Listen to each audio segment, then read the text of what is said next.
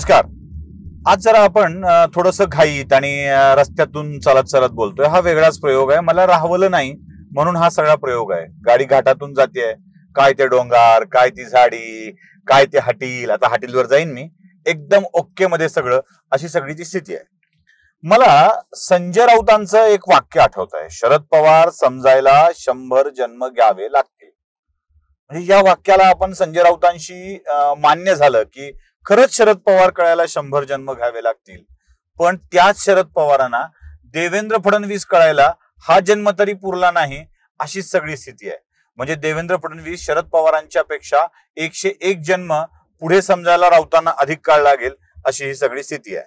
तुम्हाला आठवत आहे जेव्हा एकनाथ शिंदे आपल्या समर्थक आमदारांना घेऊन सुरत मार्गे गुवाहाटीला निघून गेले होते, तेव्हा माजी मुख्यमंत्री उद्धव ठाकरे, संजय राऊत आणि आदित्य ठाकरे माजी मंत्री, हे सगळे एकच वाक्य बोलत होते की तुम्ही गेलात कशासाठी? एका उपमुख्यमंत्री पदासाठी. शिवसेनेकडे असलेलं मुख्यमंत्री पद सोडून देऊन तुम्ही एका मुख्यमंत्री पदासाठी गेलात. ही असली वाक्य आपण ऐकत होतो.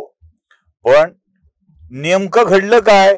तर बरोबर शिवसेनेच्याच व्यक्तीला मुख्यमंत्री पद मिळालं. आता मुख्यमंत्री होणार असाल तर आम्ही समर्थन देऊ, असा दावा करणारे शिवसेनेचे नेते एकनाथ शिंदेंना आपलं पूर्ण समर्थन देतील का? हा पहिला प्रश्न आहे. दुसरा आहे की सगळ्या जगाला असं वाटलं होतं, माझ्या सगळ्यात, की देवेंद्र फडणवीस राज्याचे मुख्यमंत्री बनतील. पण अचानक असं काही घडलं की देवेंद्र फडणवीसांनी आपली मुख्यमंत्री पदाची सगळी सूत्र आपल्या हातून सोडून दिली आणि ती दिली एकनाथ शिंदेच्या हातामध्ये. स्वतःच ते घोषित केलं. आता हा डाव नेमका काय? खरं तर महाराष्ट्र या निर्णयानं स्थिमित आहे. आता महाराष्ट्र म्हणायला हरकत नाही, कारण जेव्हा उद्धव ठाकरे काही करतात तेव्हा तो महाराष्ट्राचा अपमान असतो. अजित पवारांना काय बोललं की तो महाराष्ट्राचा अपमान असतो. तसं देवेंद्र फडणवीसांनी हा निर्णय घेतल्यानंतर अख्खा महाराष्ट्र स्थिमित आहे. खरं तर अशी चकित होण्याची अवस्था शिवसेनेच्या नेत्यांवर सुद्धा आहे की नेमकं असं काय घडलं, असं काय झालं की देवेंद्र फडणवीसांनी हा असा निर्णय घेतला. आपल्या हातात आलेलं मुख्यमंत्रीपद सहजपणे एकनाथ शिंदे यांना देऊन टाकलं. आता यातले अनेक राजकीय विश्लेषक, पुन्हा तज्ज्ञ, टीव्ही वाले असा दावा करतील की या देवेंद्र फडणवीसांनी फायदा पाहिला. कसा फायदा पाहिला? पुन्हा तेच, राजकारणात फायदाच पाहायचा असतो, नुकसान कोणी पाहत नसतं, नुकसान कोणी वाट्याला घेत नसतं. पण देवेंद्र फडणवीसांनी आपलं मुख्यमंत्रीपदी बसण्याचं नुकसान वाट्याला घेतलेलं आहे. मी स्वप्न म्हणत नाही. या सगळ्या मागचा मास्टर स्ट्रोक काय आहे? का असा निर्णय फडणवीसांनी घेतला? असा प्रश्न आपल्या सगळ्यांना पडला असेल. बघा, हातातोंडाशी आलेलं मुख्यमंत्री पद सहजासहजी सोडून देणं हा निर्णय साधा नसतो, तो मास्टर स्ट्रोकच असतो.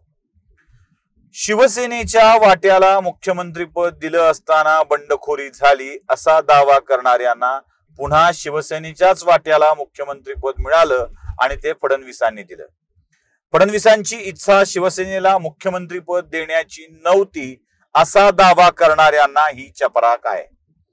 खरं तर मागच्या 2019च्या निवडणुकीच्या वेळेला शब्दांचा बहाणा करत भाजपची साथ सोडून राष्ट्रवादी आणि काँग्रेस सोबत जाणाऱ्यांनी शिवसेनेला मुख्यमंत्रीपद हवं आहे असा आग्रह धरला होता.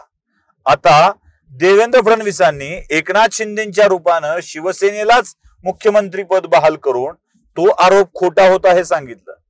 तुम्ही खोट्या वचनांच्या साक्ष काढून, खोट्या विषयांच्या साक्ष काढून मुख्यमंत्रीपद मिळवण्याचा प्रयत्न केला आणि ते मिळवलं सुद्धा दुसरीकडे जाऊन, भाजपला सोडून देऊन. पण तिथे मुख्यमंत्री पदाची लालसा देवेंद्र फडणवीसांच्या मनात नव्हती, हे पहिल्यांदा सिद्ध झालंय. दुसरं काय सिद्ध झालंय की काल जे उद्धव ठाकरेंनी भाषण केलं मोठं भावनिक, बाळासाहेबांच्या पुत्राला वगैरे काढून तुम्ही आता नवीन सरकार आणू पाहताय वगैरे वगैरे, असं जे काही भाषण उद्धव ठाकरेंनी केलं होतं त्याच्यावरचा सगळ्यात मोठं उत्तर हे आहे, ही झालेली फाटाफूट ही सत्तेसाठी नव्हती. हे या निमित्ताने पुन्हा एकदा सिद्ध झालंय. सत्ता मिळावी म्हणून, देवेंद्र फडणवीसांना पद मिळावं म्हणून, मुख्यमंत्रीपदी त्यांनी बसावं म्हणून हे सगळं काही केलंय असा दावा करणाऱ्यांसाठी ही मोठी चपराक आहे.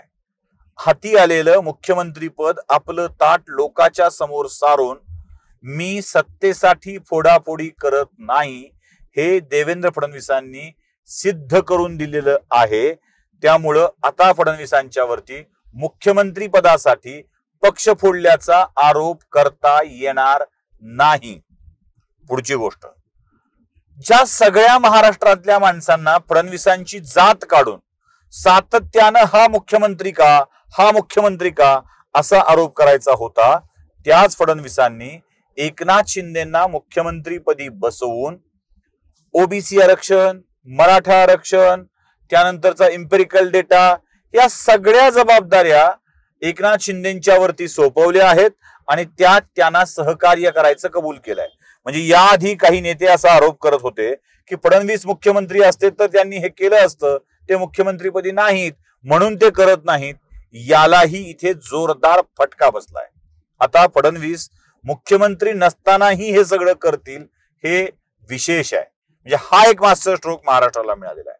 म्हणजे फडणवीस सत्तेसाठी फाटाफूट करतात हे बाजूला झालं. फडणवीसांना शिवसेनेला मुख्यमंत्रीपद द्यायचं नव्हतं हा आरोप निरस्त झाला.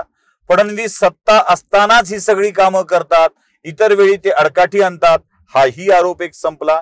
आणि आता भाजपमध्ये सुद्धा जी एक चलबिचल चालू होती की फडणवीसच सर्व सत्ताधीश होत आहेत, तिथेही एक उत्तर मिळालं की फडणवीस संधी मिळाली तर आपलंही पद सोडून दुसऱ्याच्या हवाली देऊ शकतात. या निर्णयाचे परिणाम दूरगामी होणार आहेत. म्हणजे भाजपतल्या अनेक लोकांच्या मध्ये अस्वस्थता असणं स्वाभाविक आहे. खरं तर अनेकांना हा निर्णय काय होणार आहे ते माहीतच नव्हतं. आता म्हणतात अनेक जण माझ्यासारखे की मला याची कल्पना आली होती, मला असं वाटलं होतं, मला ते जाणवत वगैरे कोणाला काही नव्हतं. कारण एकाला ही बातमी ब्रेक करता आलेली नाहीये. अगदी शेवटच्या क्षणापर्यंत देवेंद्र फडणवीस प्रेस कॉन्फरन्सला येईपर्यंत प्रत्येक जण हाच दावा करत होता की तिसऱ्यांदा देवेंद्र फडणवीस मुख्यमंत्री पदाची शपथ घेणार.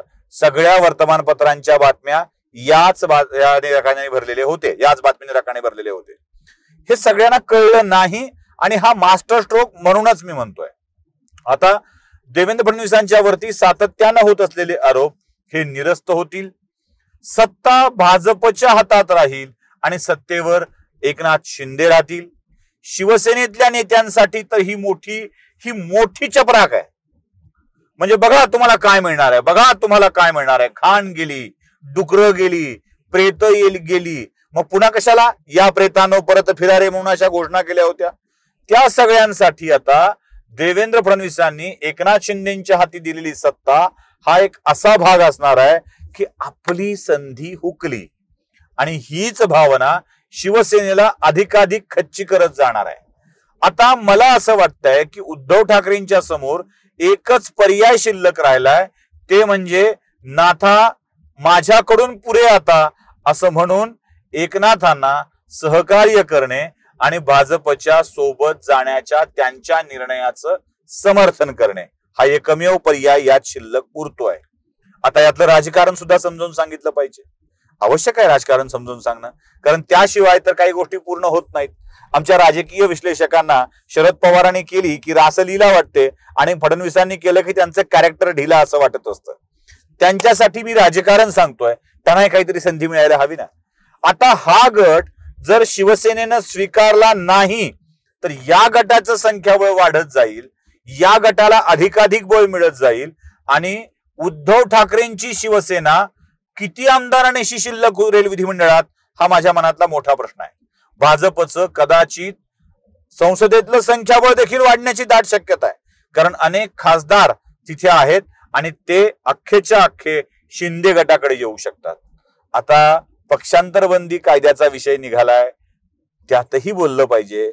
पक्षांतर बंदी कायद्यानुसार जर हा सगळा गट विलीन करायचं ठरवलं तर शिवसेनेत काय शिल्लक राहील हे तुम्हीच तपासणं गरजेचं आहे. शिवसेना आता नामशेष होण्याच्या मार्गावर आहे. याला वाचवू शकणारा एकमेव व्यक्ती म्हणजे उद्धव ठाकरे, तेच वाचवू शकतात. पण उद्धव ठाकरेंच्या मनात शिवसेना वाचवली पाहिजे असा भाव येण्यासाठी संजय राऊत नामक व्यक्ती त्यांच्यापासून दूर झाला पाहिजे, एवढं लक्षात ठेवा. आपोआप संजय राऊत दूर झाले की शिवसेनेचं बळकटीकरण व्हायला सुरुवात होईल. संजय राऊतांनी ज्या खोट्या गोष्टी उद्धव ठाकरेंच्या मनात घातल्यात त्याच शिवसेनेला संपविण्यासाठी कारणीभूत ठरत आहेत. बघूया उद्धव ठाकरेंना लक्षात येतंय का आणि फडणवीसांचा हा मास्टर स्ट्रोक आपल्या लक्षात येतोय का. व्हिडिओ आवडला असेल तर लाईक, शेअर आणि सबस्क्राईब नक्की करा. धन्यवाद.